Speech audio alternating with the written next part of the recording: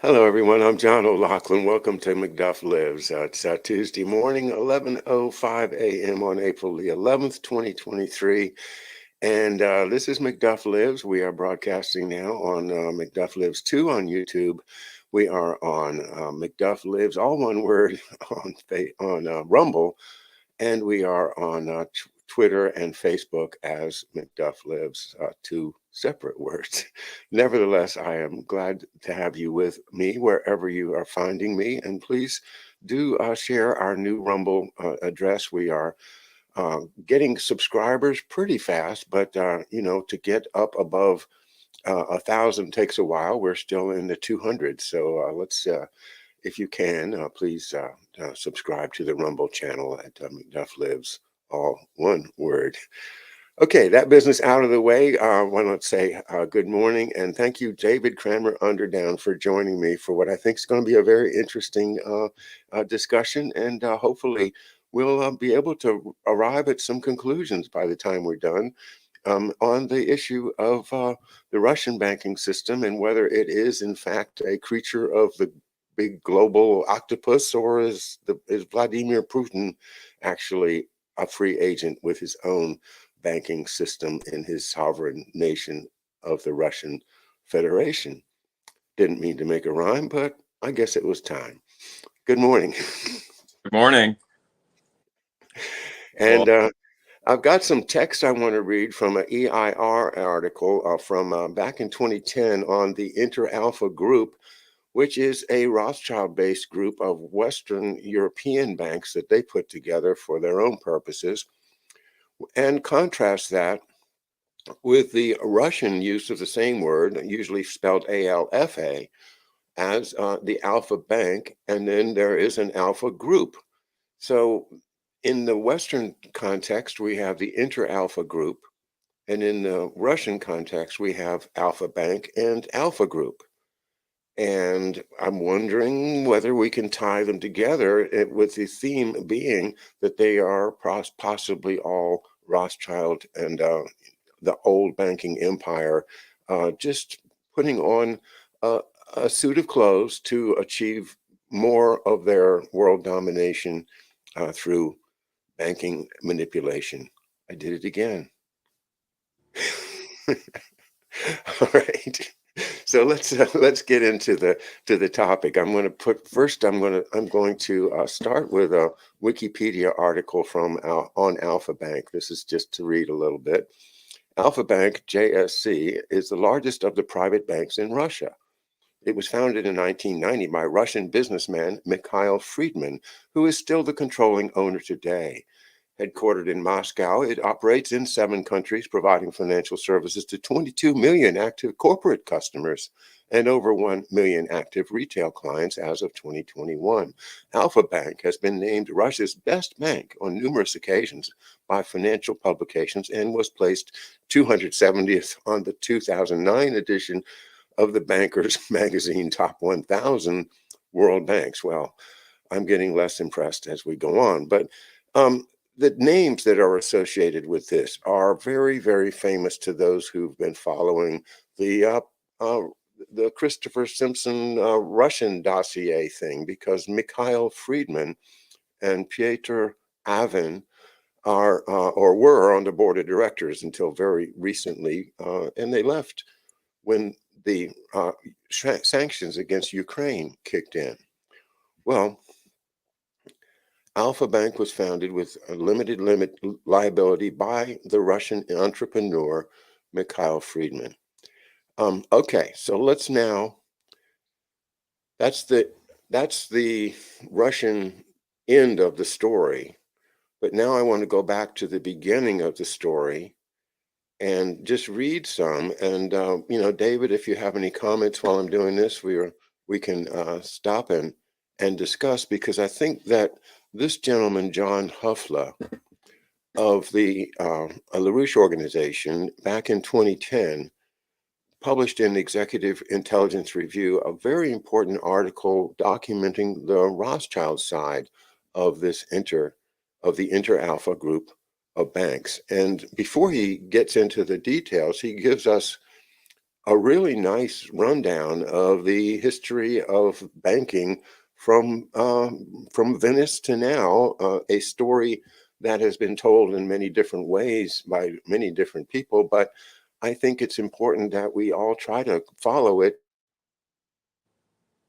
because if this is in fact the same banking system that's been going on from ancient Egypt to Babylon to, to Venice to Amsterdam, and to the city of London and Wall Street, we can draw certain conclusions from that. Whereas if it's not, if these are just independent entities, well, then maybe democracy and Republican government can survive. But if the tentacles of this ancient banking system reach deeply enough into all the corners of the earth, then I think freedom is a dead deal.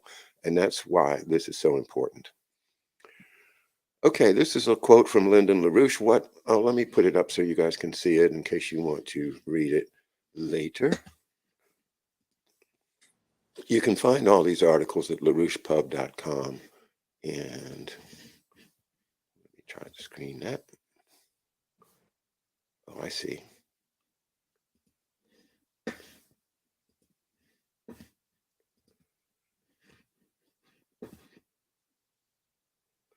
Nation Killers for Imperial Genocide, the Inter-Alpha Group by John Hoffler. Quote, what did not change significantly with that shift from the Mediterranean to the Atlantic was the essential role acquired by Venice. Venice, once established as a power, remained the center of the organization of monetary power, while the outer husk of monetarist power, the Anglo-Dutch maritime interest, became the political and military capital of the empire. Venice never gave up that role. It simply transferred some of its functions to the newly constituted London branch, all as a part of the adjustment to the shift from the Mediterranean to the Atlantic field of leading action. And again, just my comment is this is a story we've been through a number of times, but the place where Lyndon LaRouche picks up is with the Venetian building up the great financial empire. And then he verifies that it's the same money that goes into Amsterdam and then to London. So now Mr. Huffler's text, I think, is worth reading through most of it. So let's get started. The Inter-Alpha Group of banks is an instrument of genocide. Okay, he doesn't mince words, does he? It was formed for the explicit purpose of destroying not only the existence, but the very concept of national sovereignty, with the United States as its primary target, as a way of permanently reducing the population of the planet. The Inter-Alpha Group has played a crucial role in the destruction of the industrial base of the United States and the subsequent transformation of our economy into a giant and hopelessly bankrupt casino. When that casino imploded in 2007, the Inter-Alpha Group and the forces behind it moved to complete the task of destroying the USA by organizing the biggest theft of public money in history via those still continuing unconstitutional and blatantly criminal operations known collectively as, quote, the bailout, unquote. The result is a nation which is not only unable to meet the physical needs of its people, but is also rapidly destroying its own currency through hyperinflation. Okay, speed bump. This is exactly what's going on, isn't it? This is written in 2010. Just let's keep that in mind. He's saying bailouts are the tool that they're using to destroy the United States. In a limited sense, the operation has been a success. The imperial monetary system, mediated through a system of central banks, private banks, financial markets, and global cartels, is the leading power on the planet. But in another and very real sense, it has been a colossal failure because these royally arrogant fools have, in destroying nations, also destroyed themselves and set the world on the path toward a new dark age. Their doom is sealed because only through increasing man's mastery over the universe can this dark age be averted. And in doing that, we will create a world that will no longer tolerate the medieval practices of these imperial parasites. All right, the purpose of this report is to put a spotlight on the Inter-Alpha Group and its controllers so that we may defeat their evil machinations. You, the reader, will come away with a better understanding of the nature and mission of the group, why that mission must be defeated, and how we can do it. The solution begins with the reinstatement of Glass-Steagall. That's, of course, Glass-Steagall. This is my new mascot, this Glass-Steagall, to remind us all that we need to reinstate Glass-Steagall in the United States with the adoption of the Glass-Steagall principle by other nations, combined with a return to the Bretton Woods system of fixed exchange rates. These two steps will put Inter-Alpha out of business, but they should be accompanied by a third measure, the seizure by the U.S. government of all operations and facilities of the Inter-Alpha Group inside U.S. borders. We are sure that a future Pecora Commission-style investigation will find the resultant records quite illuminating, as will a new Nuremberg tribunal for crimes against humanity. Well, again, our author is very, very serious. The Pecora Commission was an investigative commission back in the 30s, and that's what he refers to. Setting the stage. Although the Inter-Alpha Group was not founded until 1971, okay, now I'm going to take a break and say this. 1971 is the year, June the 6th, in which my father died. It is the year in which 1 week later, on June the 13th or so, the Pentagon Papers were released, Daniel Ellsberg in the news today. And in August of that year, President Nixon and George P. Shultz, or through the offices of George P. Shultz, who was my father's teammate on the Loomis football team in 1938, George P. Shultz, acting on behalf of deep state interests, took the United States out of the gold standard business and let it float. Well, that's no coincidence that here comes the Inter-Alpha Group in 1971 then. The operation which launched it actually began in the later stages of World War II. Once the brutish empire realized that Hitler would be defeated, it turns its attention to restoring its former infamous glory. Doing so meant destroying the USA, which under President Franklin Roosevelt fully intended to break up the empire and set its colonies free. So that's the war. That's what we're fighting right now. Are we with the Kennedy plan to break up the empire and set their colonies free? Or are we just going to go back and become part of that same empire? As the U.S. was far too strong to take on directly, the empire decided to lure it into committing economic and cultural suicide.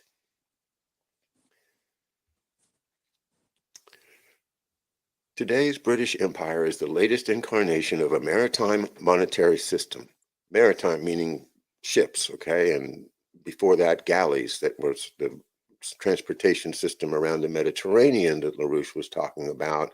Galley slaves. You had to have slaves. You had to have galleys, and you had to have a timetable in order to make sure that all of your commitments are met. And that is, the precedent for Mussolini making the trains run on time as a positive value.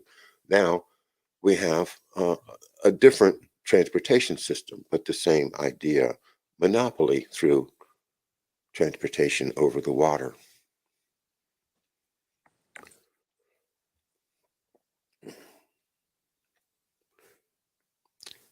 Okay.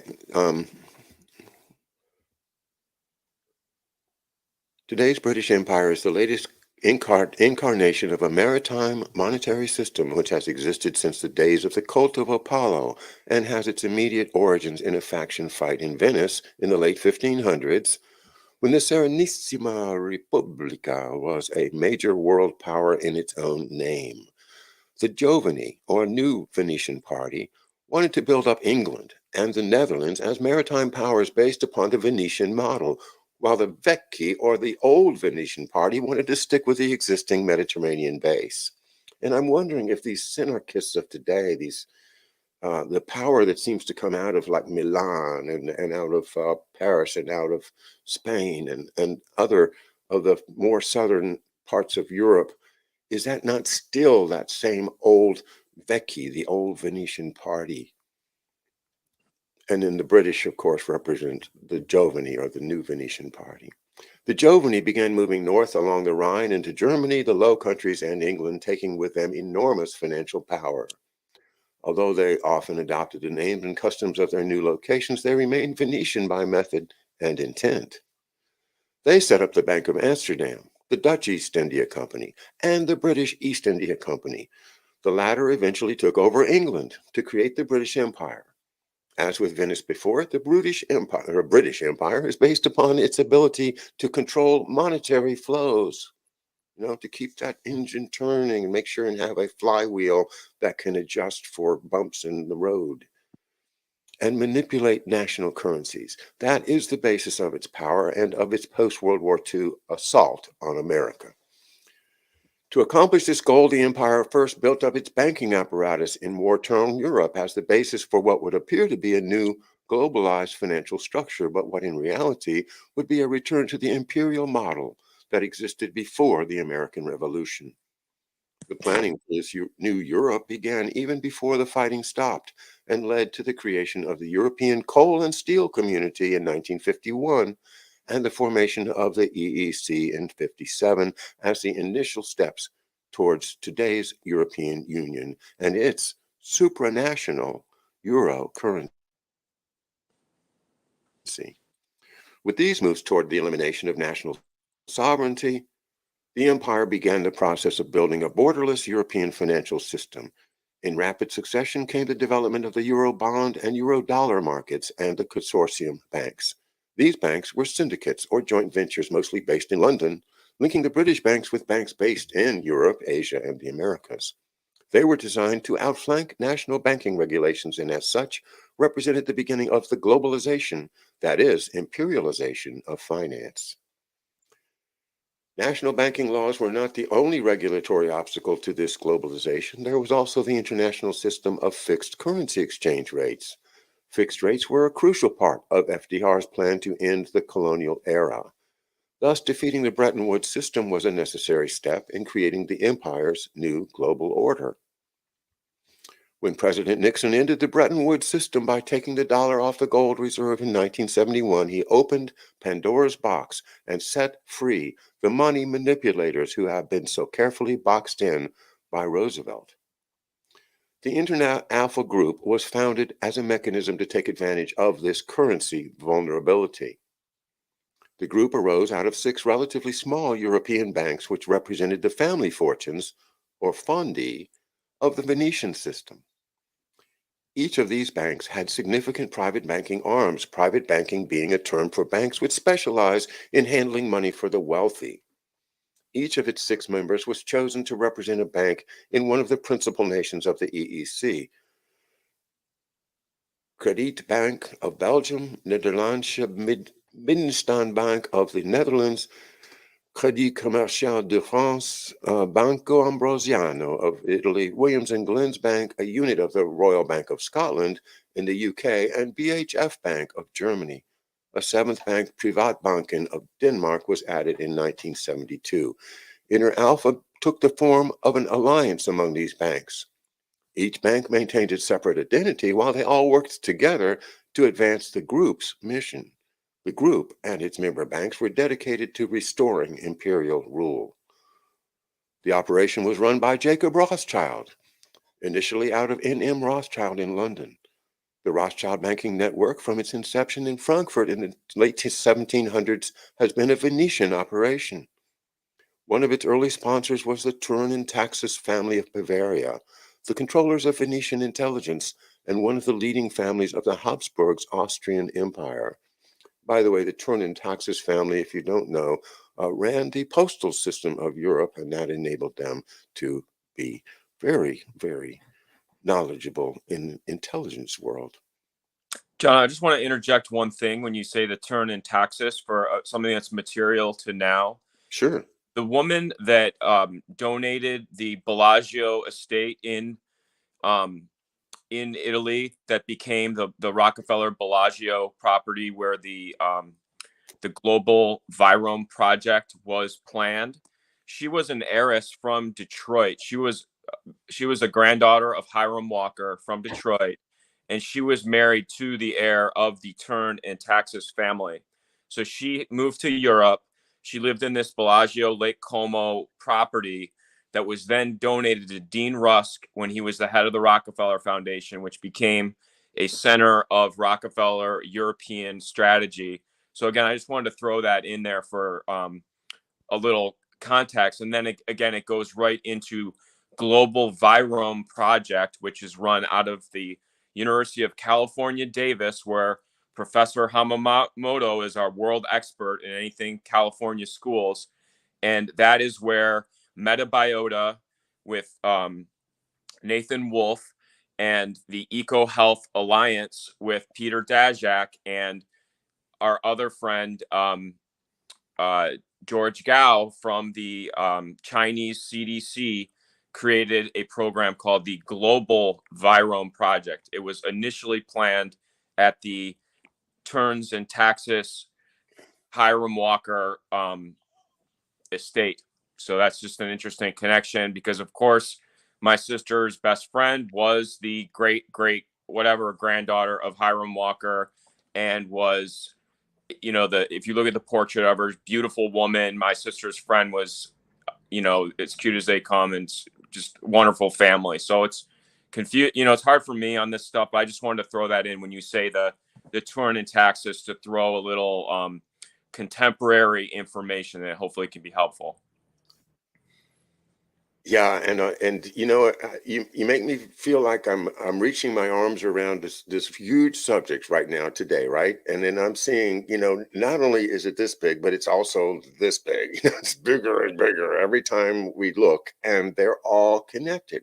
Now, you know, I did a show yesterday, which I am trying to tie together what I think are the best leads on what really happened with this, you know what, pandemic. Right. And you know, so that all ties in with what we're doing right now. So, all right, let's go ahead. Oh, I just want to say that, and also another important framework to come from is the four kind of the cartel of the distillers, which is Seagram's, which is the Brofman family, which has their deep ties to Bank of England through Brookfield in Toronto. And then you have the Hiram Walker branch, which is Windsor, Ontario, which is across the Detroit River from Detroit. Their family was really, you know, Detroiters. And then you had the Shenley Liquor, which was Louis Rosenstiel, and then the Distillers Corporation. And of course, you have the connection of Joseph Kennedy with James Roosevelt. I know this author is very pro FDR. I'm highly skeptical, but I just want to say that there was an old relationship because the same man that was the Treasury Secretary that's doing a lot of this, you know, supposed decolonization was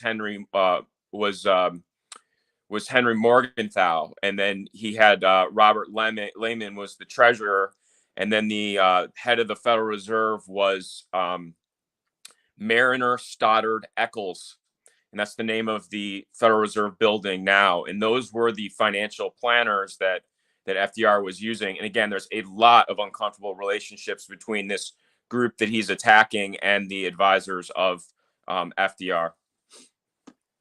Cool, very interesting. And of course, you know, the Morgenthau plan after the war was to completely devastate Germany so that it could never rise as any type of power again. Not bomb it, but to take away all the industry and basically return it to kind of a village life, and you know, and divide up parts of it. And the idea was consistent with the idea of, hey, we beat them and we don't ever want to have to fight them again. That view of World War II is, you know, the kind of the old patriotic view of, heck yeah, I don't want to fight those guys again. Let's just suppress them forever. But of course, some people had better ideas, and those were the ones that won. And they put Reinhard Gehlen in charge of the of the German intelligence system, and basically turned the whole government of Germany back over to the Nazis who we supposedly defeated. It's a damn shame what history really reveals, but that's what we're here for. So, all right, let's plug ahead. Um, the Venetian connection is a true source of the fabled Rothschild intelligence network, as well as the source of the family's financial power. The Rothschilds are also close to the British crown, primus inter pares of the royal families of Europe, and a considerable power within the empire. Jacob Rothschild, for example, manages the funds of Prince Charles, among his other crimes. Despite the enormous wealth these banks represented, they did not alone have the funds required to transform the world as planned. They would provide the seed money and then leverage their power through the control of other people's money to create the markets and institutions that would ultimately need to control the world. This is the origin of today's gaggle of hedge funds, private equity funds, and related financial pools, many of which are part of the hidden side of the Inter Alpha Group. Jacob Rothschild explicitly revealed the mission of the Inter Alpha Project in a speech in 1983 when he bragged that, quote, two broad types of giant institutions, the worldwide financial service company and the international commercial bank with a global trading competence, may converge to form the ultimate all-powerful, many-headed financial conglomerate, unquote. For Rothschild, it was not a prediction, but a statement of intent. Corporate fascism. At the 1968 Bilderberg Group meeting in Mont-Tremblant, Canada, the empire kicked off a new phase of its war on national sovereignty, launching a drive to create a system of corporate cartels intended to replace nation states as the political organization of the planet. Corporate cartels, right? That's what the British East India Company is.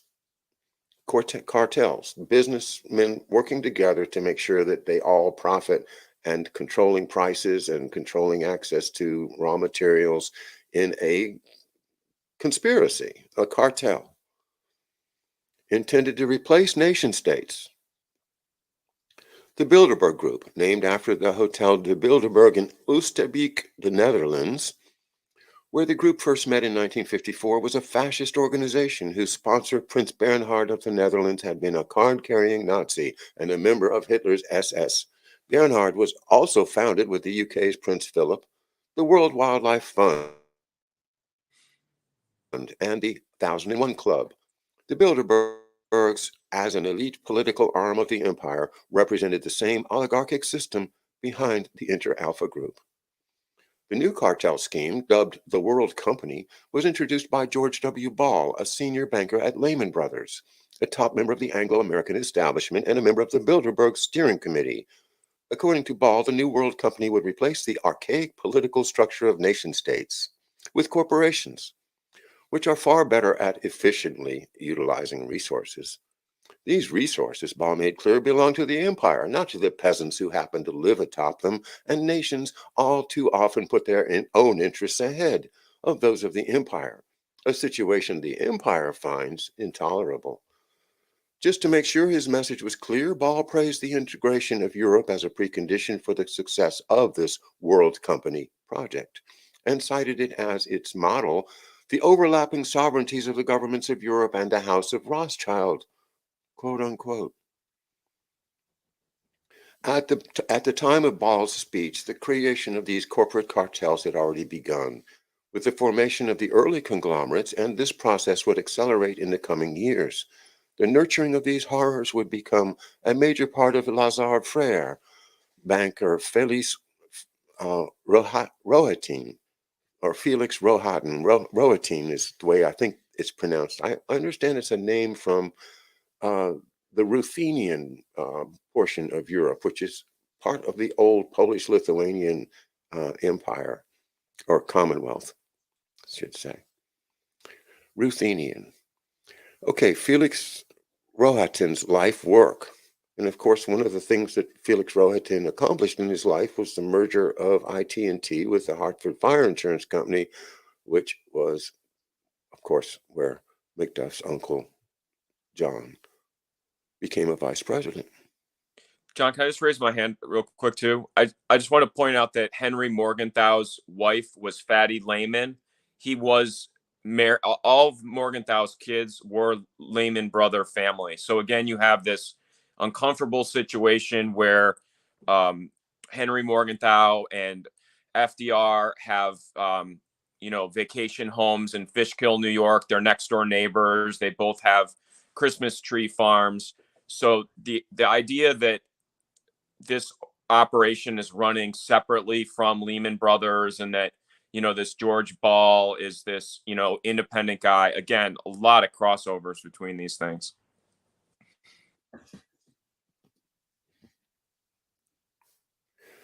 The concept of the world company, though marketed as a natural outgrowth of human progress, is nothing of the sort. What it is fundamentally is a return to the oligarchic model of the British East India Company and its predecessors, combined with modern computer technology and operating with a market structure. In a corporatist state, the power of the government is usurped by private financial and corporate interests, which use the government to keep the population in line, while they mercilessly loot both the government and the people. These private interests are falsely described as an outgrowth of nationalism, when in truth they represent the corruption of a nation by an empire. Corporatism is the result of George Ball's overlapping sovereignties between nations and the imperial bankers, and is the creation of the Venetians.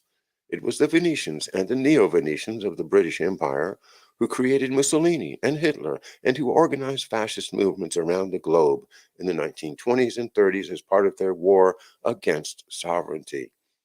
This includes in the United States, where the Anglophile bankers of Wall Street helped finance and organize their own fascist movements, including the American Liberty League, and tried to organize a coup against FDR.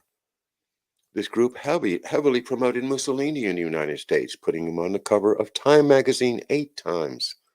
The Wall Streeters did this not because they were enamored of Mussolini personally, but because he was an ally, a tool of the same empire which controlled them. All right. The Inter-Alpha Group was created as an instrument of this new fascism, and it is itself a nest of fascists. One of the first acts after its founding was to link up with the Harriman faction in the U.S., the same Harriman family who funded Hitler, and upon whose eugenics, quote, research, unquote, Hitler modeled his genocidal, quote, race science policies. The banks of the Inter-Alpha Group did this by buying a combined 40% interest in Brown Harriman and International Banks, a consortium bank founded in 1968 in London by Brown Brothers Harriman, London Merchant/Dope Bank, Robert Fleming and Company, and Suez of France. Founding member Credit Banks Fernand Colline helped the Nazis run the Belgian economy during World War II, and one of its private banks, Merck und Fink, became notorious for helping the Nazis. BHF Bank, the German founding member of the group, which traces its roots to the Rothschild-founded Frankfurter Bank, was headed in the 1920s by Otto Jidels, who was a good friend of both Reichsbank head and Nazi economics minister Hjalmar Schacht, and the Hitler financing chief of the Bank of England, Montague Norman.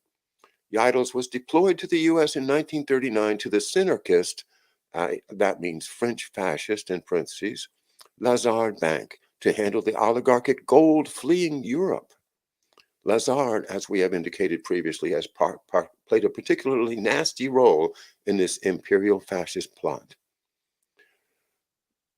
Okay, then they discuss the other banks, the Spanish bank, the Portuguese bank, the Italian bank, of course, we've read about many times, Banco Ambrosiano, the founding Italian bank in the Inter-Alpha Group, which was tightly integrated with the Propaganda Due Masonic Lodge in Italy. The P2 Lodge was run by former Mussolini black shirt Licio Gelli. He's the man that ended up hanging upside down from the Blackfriars Bridge in London, and was modeled on the earlier Universal Fascist Propaganda Uno Lodge of Giuseppe Mazzini. And the Mazzini, of course, very famous in Italian history, revolutionary, and a Freemason. Italian police investigations into the activities of P2 found that both the lodge and its bank, Banco Ambrosiano, were involved in arms and drug trafficking, terrorism, neo-Nazi assassination groups, and the fascist paramilitary groups of NATO's Operation Gladio. Now, NATO's involved, right? Control over P2 was exercised through the Alpina Lodge of Switzerland, the Monte Carlo Lodge, and ultimately the Mother Lodge, the United Grand Lodge of England, headed by, at the time, His Royal Highness Prince Edward, Duke of Kent, of the British royal family. And this British royal family is always at the top of the top Freemason lodges that are involved in finance and also in drug operations. The Alpina Lodge is interesting of its own right. Its members included Jelly, confessed British agent and U.S. Secretary of State Henry Kissinger, and Club of Rome founder Aurelio Pacelli. Although he was on the payroll of Banco Ambrosiano, Pacelli is rightly most infamous as a genocidalist than a banker. His Club of Rome provided the intellectual foundation for the empire's genocide program worldwide by conducting mass propaganda for the fraudulent, quote, limits to growth, unquote, doctrine. Pacelli was the key initiator of the International Institute for Applied Systems Analysis. Boy, what a memorable name that is, right? The IIASA, headquartered in Luxembourg, Austria, whose mission was to propagate the Club of Rome's program under a, quote, scientific veneer provided by Bertrand Russell's Cambridge Systems Analysis Group. Aimed especially at poisoning strategic thinking in the United States and Russia, became a major Anglo-Venetian intelligence channel into the Soviet Union and post-Soviet Russia. There's where I'm starting to get connected to Russia and the post-Soviet Russia and Vladimir Putin. And this show may have to go over an hour, by the way. There's a little bit more content than I can squeeze in, so hope you can bear with us. The next provocative statement in this essay is, the legacy of IIASA in the former Soviet Union is the entire package of disastrous so-called reforms of the 1990s, as well as Russia's ongoing involvement in such international financial looting schemes as, listen to this, the Inter-Alpha Group's Brazil, Russia, India, China, BRIC operations today. Wow, the BRICS. What do you think? That was my other show about my 3 shows ago was about what about the BRICS? And that question still lays on the table undecided. We don't know if the BRICS are independent or are they just another branch, but you can see how our author, Ken Hoffler, feels about it. He's obviously saying these BRICS are just another international financial looting scheme, quote unquote.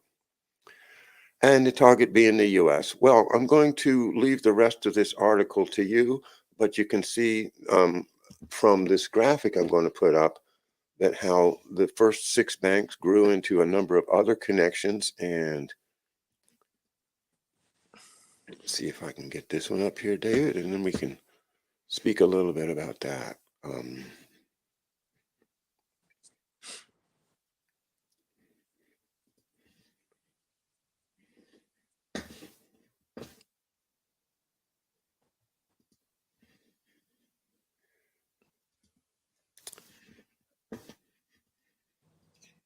Okay, on the screen now is the ultimate expansion, I think, of the Inter-Alpha group of banks, which this all leads up to the crash of 2007, by the way. So this is before that.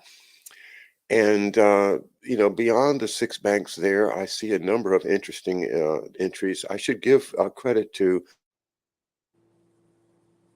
Daniel Estulin, who prepared this particular document. This is not an official document from the Inter-Alpha bank groups, but I think it's very useful to consider it and consider the pyramid form there. And on one side, you have the Bilderberg's emblem, then the Club of Rome on the other side to let you know all this is connected to that particular NATO Atlantic Council Henry Kissinger effort. Now, within the triangle itself, we start with number of icons there.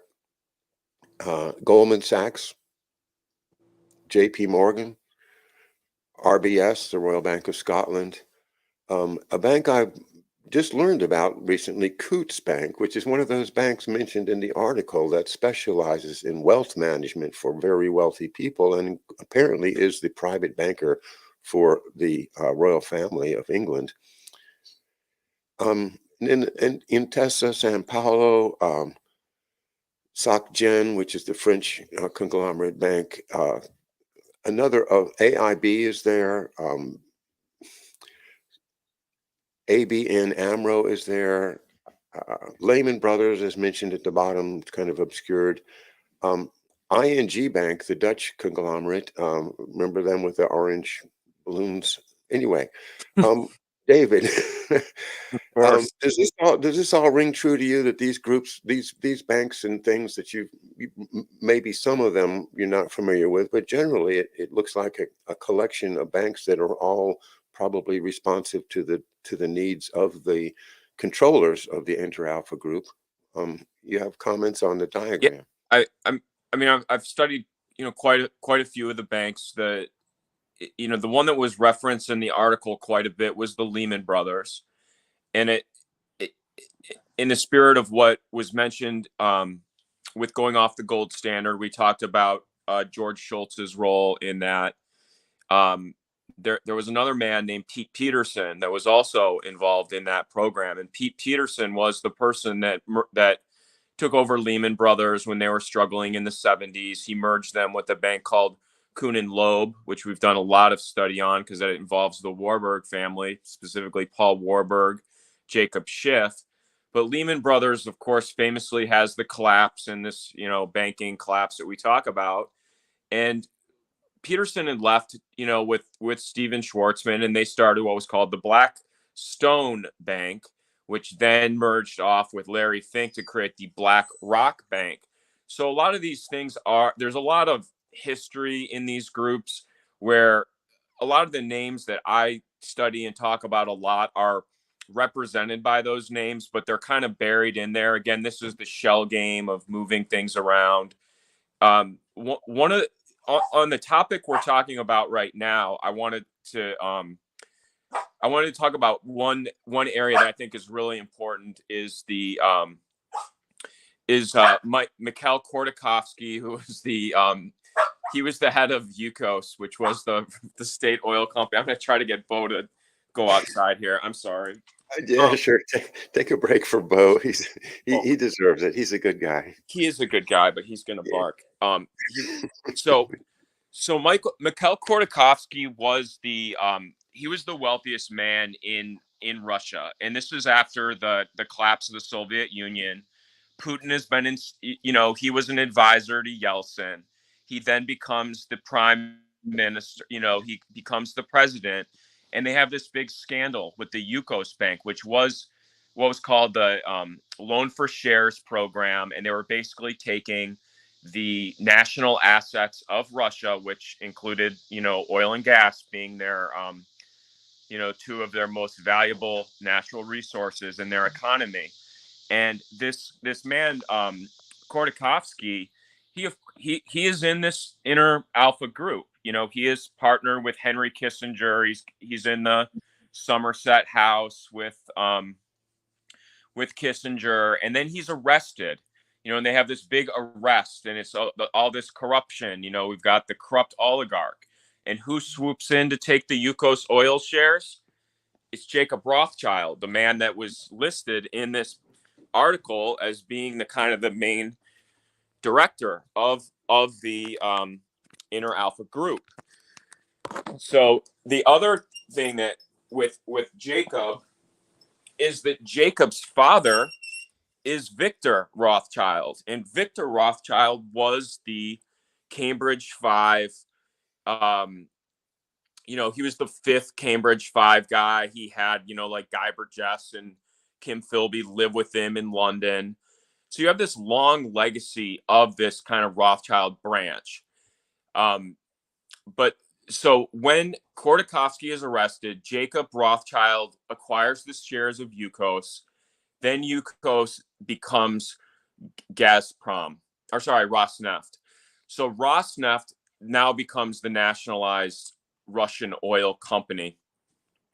So that's something that I've looked at quite a bit, because now we're into what we talked about before, where you have a former prime minister of Germany named Gerhard Schroeder, who, his term ends. Angela Merkel is elected the prime minister. He works for as an agent of Rothschild Bank, the Jacob, and Evelyn de Rothschild's bank. He then goes and becomes the director of Rosneft, Gazprom, and Nord Stream. And of course, his last name is Schroeder. And we talked about this. I've looked to see if he's related to Kurt von Schroeder and the old, Schroeder banking dynasty, which goes back to the 19th century. And they were, they helped finance the Civil War going back that far.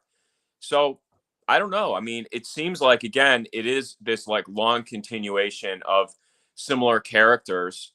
The Alpha Bank that you talked about in the very beginning with Friedman, there's a couple things that really stick out about Friedman that are very unusual connections, I would say. The name Friedman is the same last name as William Friedman, who was a Michigan State Spartan, but he was also the founder of the NSA. And he was the man that was doing the negotiation for the crypto AG, which was, again, a result of the collapse of the Soviet Union with the Bolsheviks. You had the Noble family, which had Brandebel, who was partnered with same Rothschilds, but you had Walter Teagle of Standard Oil of New Jersey going in and negotiating the oil reserves. And who is the director of Brandebel? George de Mohrenschild's dad and his uncle. They were the directors of Brandebel. So when you have these, ideas that Putin is this independent force, I don't see where he could have acquired that power. His early career as a KGB agent, he was partnered with a man named Matis Waring, who was a Stasi agent that was working with the Dresden Bank. And of course, the Dresden Bank goes back with what we're talking about with Schroeder Bank and financing Hitler. And they were partnered with Alliance, the insurance company, which, did the insurance policies for all the concentration camps or whatnot. So there's a long history of this stuff. And then Dresden was acquired by one of the banks that you put up there, that was in the chart, which was the Commerce Bank. And Commerce Bank is very interesting because that includes the Warburg, and it also has the Mendelssohn family. And the Mendelssohns, they were the bankers to the czars, and they were, again, a big Jewish German bank that, was financing the czars and whatnot. But again, they seem to have just dropped off the map. You hear a little bit about the Warburgs, but it's mostly, the Rothschilds. And I think rightfully so, they deserve to be studied. But there's a lot of other families that have really old intelligence connections, specifically Max Warburg, who was running German intelligence and working with Helmar Schlecht during, the Reichsbank era.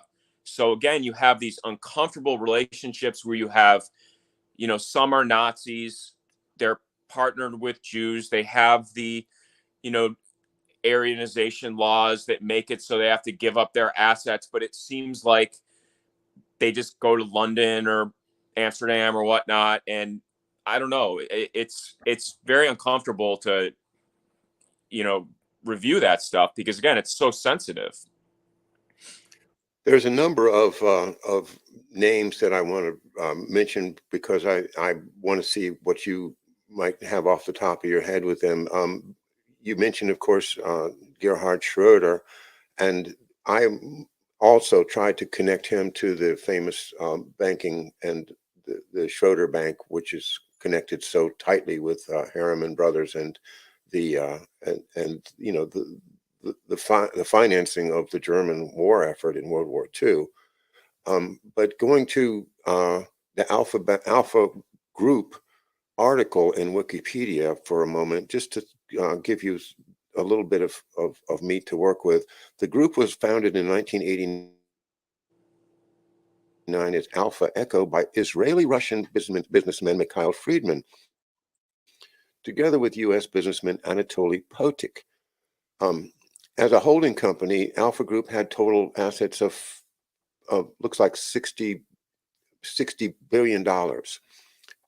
And ownership and structure, its central holding company is in Gibraltar and under the direction of Franz Wolf, the son of Marcus Wolf.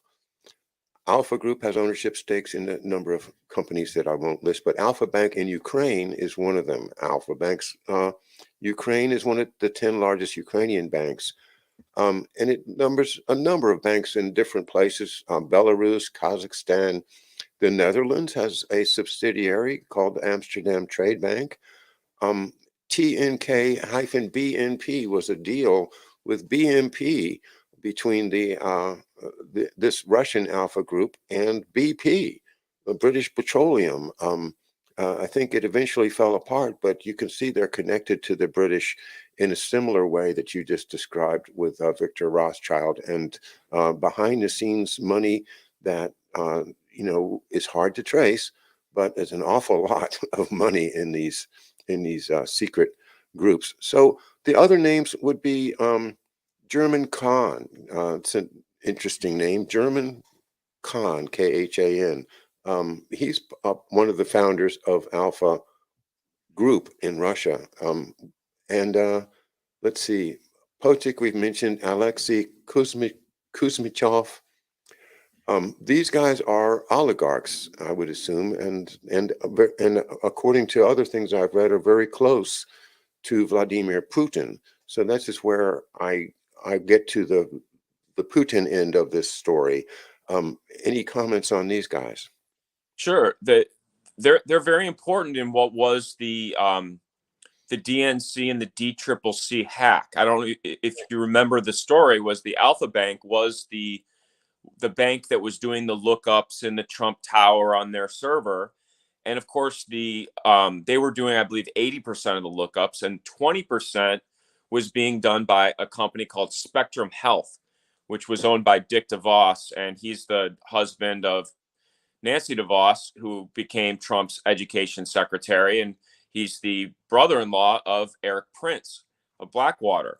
So again, you have these very unusual connections because, of course, the Prince is having this Dutch heritage, and then where I'm from, in more of Detroit, you've got the Nederlanders and the Max Fischers and sort of these real powerful Jewish, kind of, Max was supposedly a patron of Edmund Rothschild, who was a French, Rothschild, but also one of the, superpowers as far as the creation and the, the direction of Israel was the French Rothschild family. They were, very involved with that.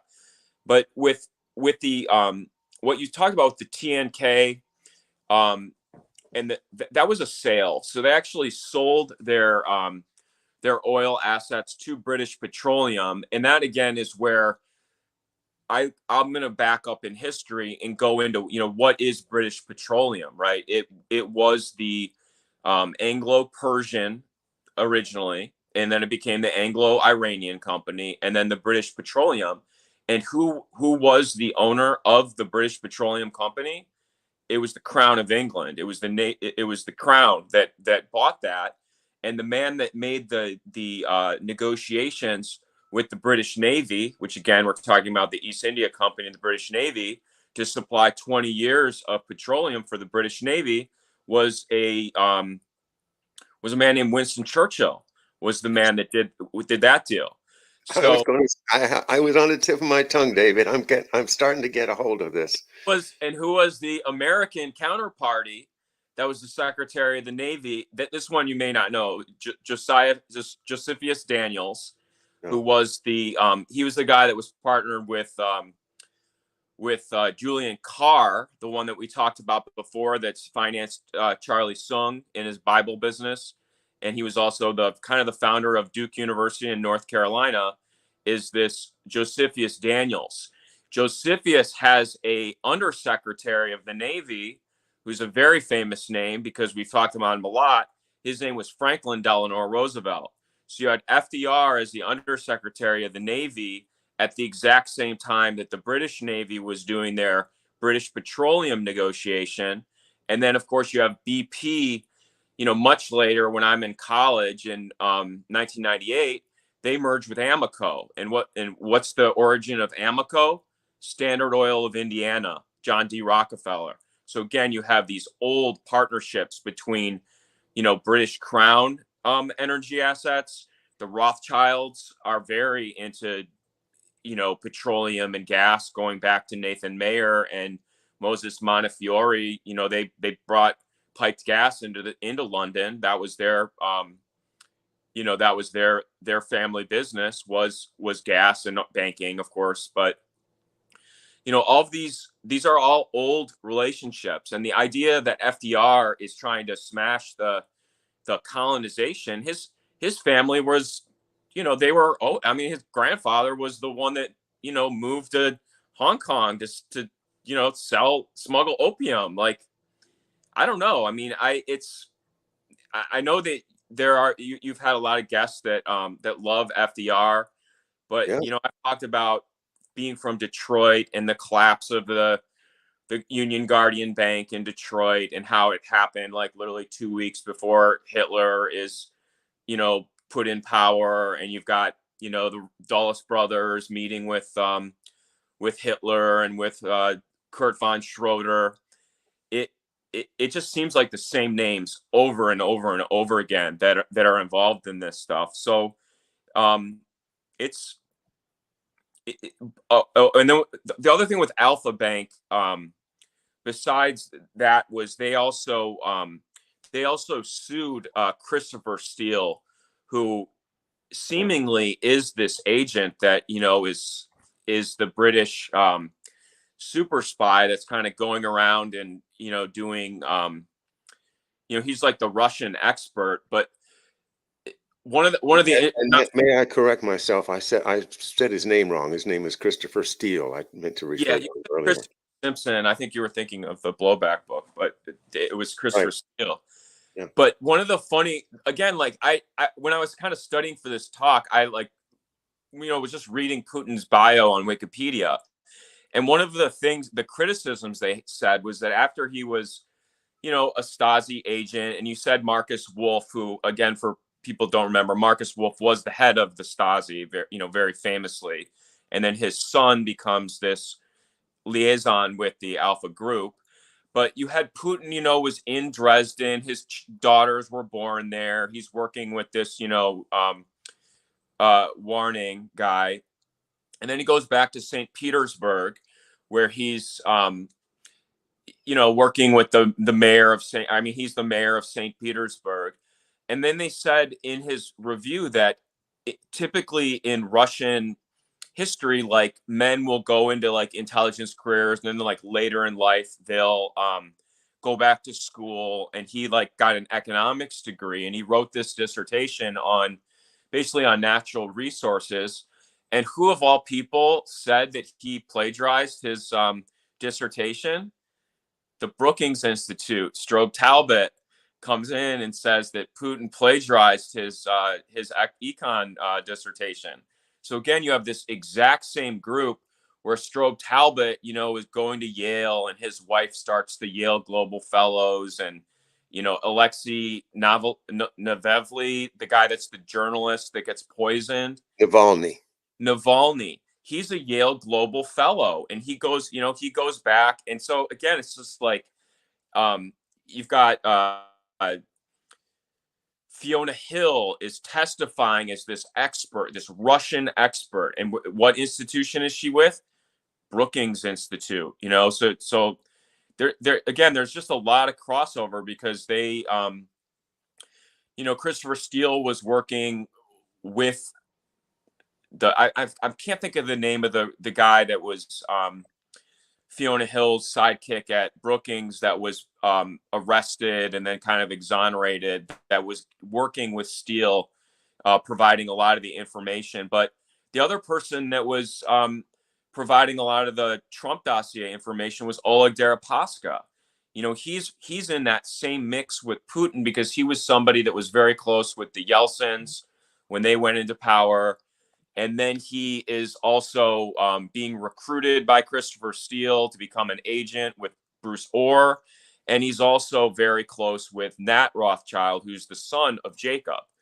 And then you've got Jacob and Nat that are really involved in Glencore, which is Mark Rich's old company. So now you're bringing in the whole Mark Rich thing. But you also have to focus on Belt and Road and who were the companies that were partnering for the Belt and Road. It was Rosneft, which we talked about before, which was Yukos that became Rosneft. It was the UAE Investment Authority. So you have the Arabian interests.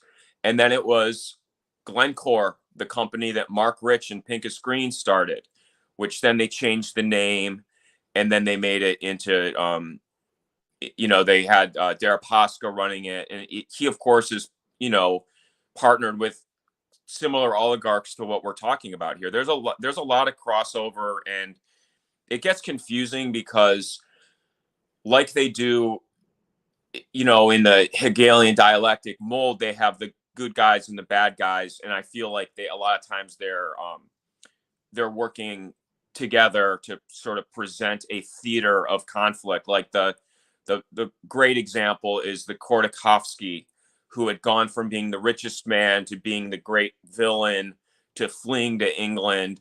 His shares are then taken by Jacob Rothschild, and then it becomes Rosneft. So it's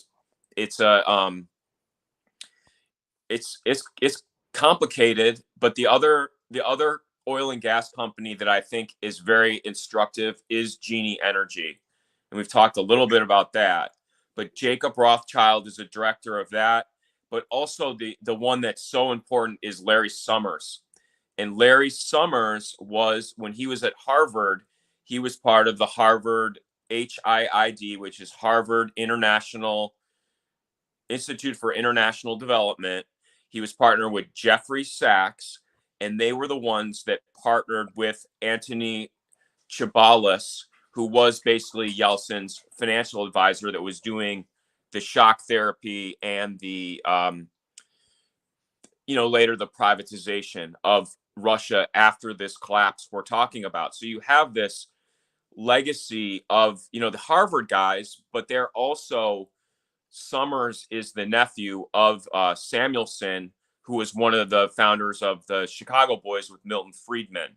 And of course, George Shultz, who you referenced before, of course, was a University of Chicago MBA school. So he comes out of that exact same lineage of, economic thinkers that are historically partnered with people like we talked about, Bertrand Russell, doing more of the PR, strategizing, I think, as far as the public relations, the messaging of it, while you've got some guys doing the messaging, some guys are doing the spreadsheets and thinking about how to divide the assets and, again, working in teams. But,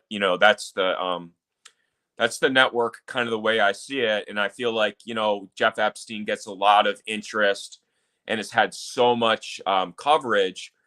But the characters at Harvard and MIT that I look at much, much more is Jeffrey Sachs and Larry Summers, because, of course, Larry Summers was also the Treasury Secretary, and he was also the chairman of the World Bank.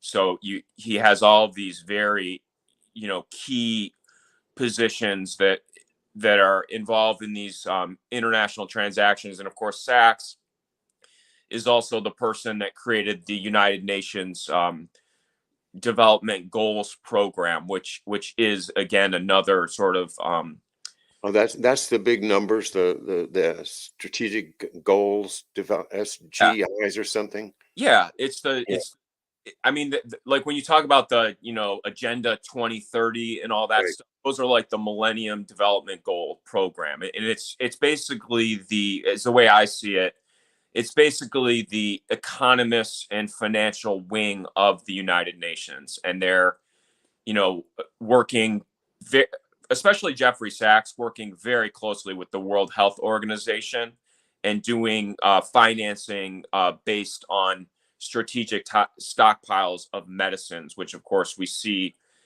now with the programs we have. And of course, Sachs is also the man that is chartered by the Lancet to do the investigation into the origin of the virus. And Wow. he's presenting himself as a critic, but again, discounting his history of shock therapy, not talking about that. And of course, on a personal level, Jeffrey Sachs is from Oak Park, Michigan, and his father, Theodore Sachs, was an AFL CIO lawyer, which, has a long history of, the union activity is always has interests. And of course, when you're talking about communism and, Bill Browder's grandfather, same thing. He was a, very important, um, thinker and leader in communist movement. So, it's again, it's the same characters. Um, but Well, yeah, I think I'm just going to try to just try to reach my arms around everything. All of the information you just gave is so important, but it's very dense, and I would have a question about just about every little part of what you've just said. And we can't do all that right now, except for I want to try to steer us back to the ultimate question here. Is the ultimate question is Vladimir Putin, his rise financed by this same one or more tentacles of the same octopus that we're calling the empire, this ancient empire that Webster Tarpley has talked about, that goes back to Venice and before, and is, is so wealthy. They have so much in their fondue that they can do things. And what I see happening when you break down the difference between the commercial banks and these other banks, whatever you call them, the speculative banks, that you then have turned the world into a big casino. And that's what Mr. Hoffley's article is really heading toward, is the idea that what you've done is you've commercialized, you have it's turned it into a commercial a casino economy, he calls it. As the empire's globalization project expanded, the medium-sized banks of the Inter-Alpha Group became global players, and some became giants. The Royal Bank of Scotland became the largest bank in the world by assets, peaking at nearly 3.5 trillion before it blew up in 2008. Banco Santander, Societe Generale, Intesa Sao Paulo, and ING also joined the global giants, with the rest becoming regional partners and filling specialized niches. These banks expanded their tentacles around the world, east into Eastern Europe, Russia, and Asia, and west into the Americas. The real power of the Alpha Group, Inter-Alpha Group, however, lies not within the individual banks, but within the changes the Inter-Alpha operation has made in the world economy. The Inter-Alpha project turned the global financial system into a giant casino, a playground for the investment banks, the speculative arms of the commercial banks, the hedge funds, and others, so they could gamble with their own and everybody else's money. This casino would come to control some 70% of the world's banking assets, either directly or indirectly. Um, well, it's really worth reading the entire article. I will not try to do that because we would be here another hour. But consider for a minute the idea that there's going to be a financial system that manages a multi-quadrillion dollar financial bubble. And then it creates a world of its own desires, making a smaller population, inserting computer chips into our brains, and financially and health-wise monitoring every single jot and tittle of our lives for the purposes of their own ideas, whatever that's transhumanism uh, or whatever. But in trying to know where to turn, many people would say, you know, national sovereignty is the answer. We've got to get back to national sovereignty. And that's where Glass-Steagall will take us, hopefully, or at least be a part of it, so that we no longer have to deal with the disaster of mingling speculative money in with our savings. We want to save in a commercial bank that's going to have real assets behind it that we can rely on, and it's going to be solid, solid as the Rock of Gibraltar, right? So destroying our confidence in our banking system, bailouts, one after another, one would be tempted to think, our system is corrupt. Our system is bad. Our system needs to go. Let's get rid of the dollar. I don't want to care. I don't care about the dollar anymore. All I want to do is, protect myself. And, what about Putin? Putin sounds like a good guy. He's uh, protecting the people of the Donbass, the people that are of Russian heritage that we're getting bombed every day by the evil Zelensky, and Russia is standing up as a sovereign nation. Slava Russia, and this idea that sovereignty, national sovereignty, is going to save us is behind a lot of the people that are rooting for Russia or rooting for China. Um, what, with regard to Russia in particular, would you wrap up the show with by saying, here's what you need to look at before you go relying upon Vladimir Putin?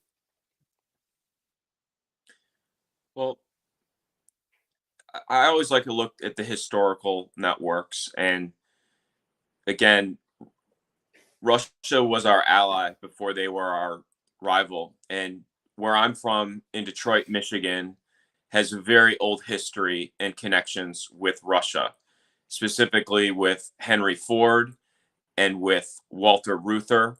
You talked about the Rutherians earlier, Walter Reuther and his brother, and then a man named Albert Kahn. And again, you have a conflicting, if you look at the world through a, religious aspect, it's seemingly odd couple relationships. But Albert Kahn was hired by the Russian government to lead the program that basically industrialized Russia in 1928 for Stalin's 5-year plan. There was Albert Kahn from Detroit who built, many of the great factories in Detroit and around the United States. He did the same thing in Russia. So there was an organization called the Amtorg that was created to be a broker between Russia and the United States. And the man that ran that was a guy named Saul Braun. And the other person that was involved in it was somebody named Armand Hammer. And again, Armand Hammer is somebody that we have to study him, and you have to know his relationship with Al Gore and Al Gore Sr. and how they influenced many of these international transactions. Because a big part of where I see our problem right now is that we're dealing with the botched the botched ending of the Soviet Union. You had a man named Sam Nunn and Richard Lugar that created a program called the Nunn-Lugar Act, which was a program that was designed to take the nuclear arsenal, but also the chemical and biological arsenal of Russia, and to either handle it safely, redirect it into safer hands, or in the case of the nuclear, to bring it to the United States and use it for electricity for the people of the United States is a war dividend. That was the winnings of the Cold War. And that program brought us the DTRA, which is running a lot of, again, operating under secrecy. But if you look at specifically Putin and this Ukrainian conflict, it's hard to know, what to follow specifically for me on that. Like, I can't, determine whether Putin's a good guy or Zelensky's a good guy. I look at, who their relationships are, who their parents were. I'm intrigued by facts like Putin's grandfather was the chef for Lenin and Stalin, which is to me is intriguing that his, he was a caterer. And then, of course, we have for the Russian interference, people are talking about the Wagner Group and Putin's chef, Prokhorov, or, who's the chef who's really running Wagner Group. And so, again, there's a lot of hard. Isn't it Gorin that runs the Wagner Group? Prigorin? Prigorin, and it was called Concord Catering was the name of his organization. But again, this is getting into the Paul Whelan is, doing recruiting for him, and Paul Whelan is, from here, from, Troy, Michigan, and Kelly Services and Borg Warner. And he's arrested, and then they arrest Maria Butina, and they talk about doing a prisoner exchange for Butina and Whelan. And so I don't know. I mean, I just feel like that the waters have been muddied so much that sadly, I don't think there's an easy answer. And when you talk about, getting your arms around a huge thing, that's how I feel all the time, like trying to get my arms around this huge story. Because again, with the way the information is presented, there's a lot of deceptive information or information that's meant to appeal to your instincts to cheer for a good guy or a bad guy. And so I just try to be as analytical as I can when analyzing it. But I'm just not I don't know. I'm not I look at Zelensky, I look at his relationship with Igor Kolomoisky, I look at Kolomoisky's relationship with the Burisma, and his relationship with Ronald Lauder, who's again an American cosmetic, empire, but he's the ambassador in Austria, and then he's the head of the UJC right now, and so I don't know. I mean, I don't know. No, I don't have like a rooting interest. I guess I just want. I just wish that the organizations that had reach and the ability to share messages would try to dig into some of this stuff and explain it in a way that more people could understand it. Because that's just my frustration, is I feel like people don't have a good background in a lot of this stuff. So it's, I feel like for most of the time when you don't know, you need to be in an information gathering phase, trying to understand as best you can, and not maybe be in the position to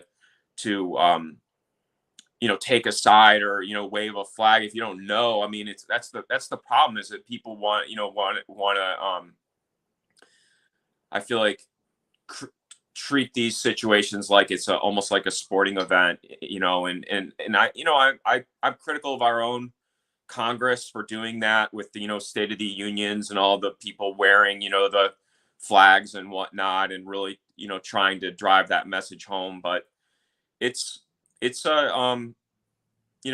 far as is Putin independent, I would say I don't see any evidence that that's true, other than people that are just again, like I look at George W. Bush. I mean, what was his analysis? I looked into his eyes, and I stared into his eyes, and I could see that he was a good guy or whatever. And then I can trust this man. Yeah, I looked into his eyes, and then 8 years later, he dissed Barney the dog, and now he's a bad guy again, and I'm going to become a painter and start painting. I mean, it's just like the backstories are ridiculous. So, but again, they affect so many people. That's why I'm just like horrified out of this stuff, because it's like he was the president. You know, I mean, it's Well, it's crazy. look. I mean, you can say he was the president, but you know, and I've said many times, this whole thing has been a sham since 1963.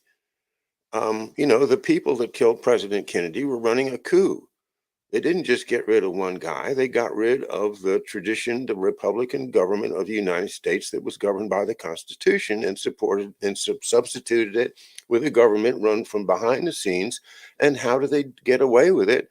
By smoke and mirrors, by confusing you. You are a mark in their game. They don't want you to know what's going on. If they wanted you to know what's going on, they would have told you a long time ago. They can't manipulate you if you know what's going on. So this is a real battle, a real information war. And you know, we're trying to force our way into the real truth and to spread it as best we can. And I think we've made a lot of progress, you know, in this hour and a half or so together, to David, because you know, the big takeaway from me from the article that I read from Mr. Hoffler in 2010 on EIR, and I've put the link to it in the chat, is this: that our economy, which was the basis of our national growth, our national sovereignty, has been intentionally turned into a casino. And in a casino, it's everybody's holding their cards like this, you know, and looking at the other guy, trying to get a clue. What's he going to do? What cards does he have? Does he really own that? You know, and that is the atmosphere we're in. We're in an atmosphere where people like Putin and Biden and Zelensky and, you know, and President Xi of China and all of the people that have power are only able to exercise that power within the rules of the game, of the poker game that they're all in. And sure, they might be competing against each other, but really what they're doing is they're exercising a banking cartel against all the rest of us. And as long as we don't realize that, we're going to be looking for answers. So they'll supply an answer. Oh, Putin's a good guy. Just go with him. Okay, I'm with Putin. Yeah, yeah, yeah. Oh, no, no, no, no. Putin's a bad guy. Oh, I hate Putin. We all hate Putin. Screw Putin. What about Trump? Oh, Trump, orange man, forget him. No, President Trump is going to restore the national sovereignty of our country. Come on, guys. Back and forth, back and forth, back and forth. What does that do? It's just exactly what happened to you. You got confused. You can't see through the mud. But you know, you have seen farther through the mud than 99.9% of the citizens of this country, and I applaud you for it. And just please don't get discouraged. Keep going. Yeah. It's the fight of our lives. Thank you, David. Thanks, John. All right, guys. I'll see you tomorrow with what is today? Thursday? No, Tuesday. Okay, so tomorrow night I have David back with the great Bill Taylor from New Jersey, and we'll catch up with the two of you on that side of our investigations. Bye now.